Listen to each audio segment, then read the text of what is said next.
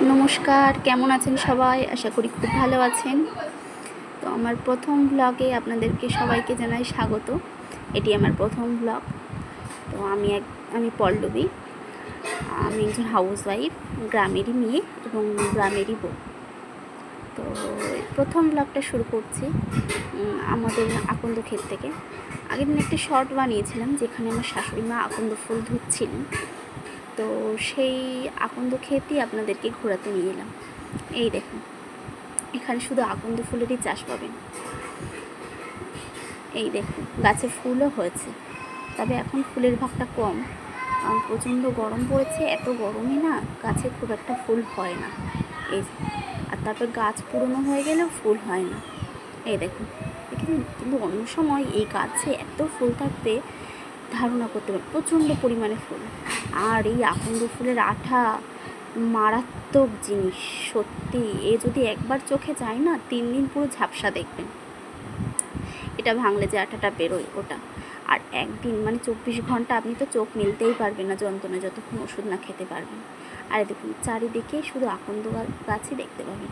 এখানে আকন্দর চাষটা বেশি হয়, অন্যান্য চাষও হয়, তবে সেই পরিমাণে আকন্দর চাষটা বেশি হয়।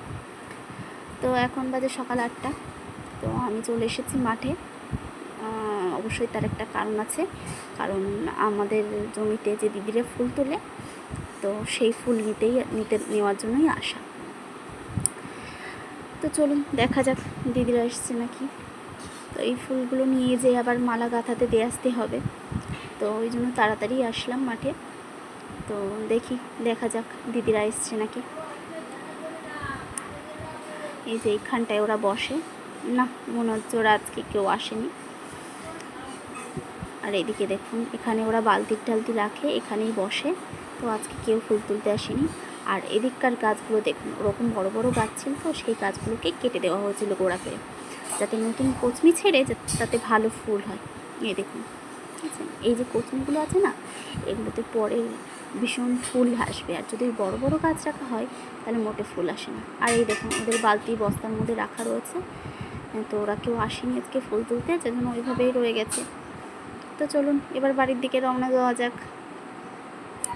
এই দেখুন, দেখেছেন দুই সাইডে কি বড় বড় আকন্দ গাছ, এগুলো না কাটলে না ফুল হয় না ভালো। তো এবার বাড়ির দিকে যাচ্ছিলাম।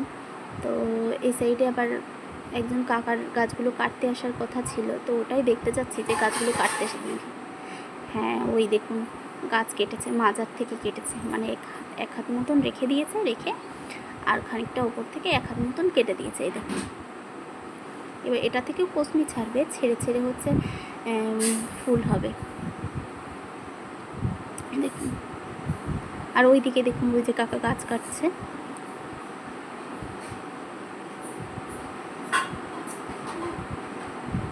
তো আমাদের আকন্দ ক্ষেতের পাশেই ছিল কলা বাগান আমাদেরই। তো সেখানে এক কাঁদি কলা ভেঙে পড়েছে, তো সেটা কেটে নিয়ে বাড়ির দিকে যাচ্ছি। আর বাড়ি এসে দেখি কাণ্ড, 3 ভাই বোনের মারাত্মক নাচানাচি চলছে। তো আজকের ব্লগটা এই পর্যন্ত। Tata, bye bye. ভালো লাগলে অবশ্যই লাইক, শেয়ার, কমেন্ট করবেন এবং জানাবেন কেমন লাগলো।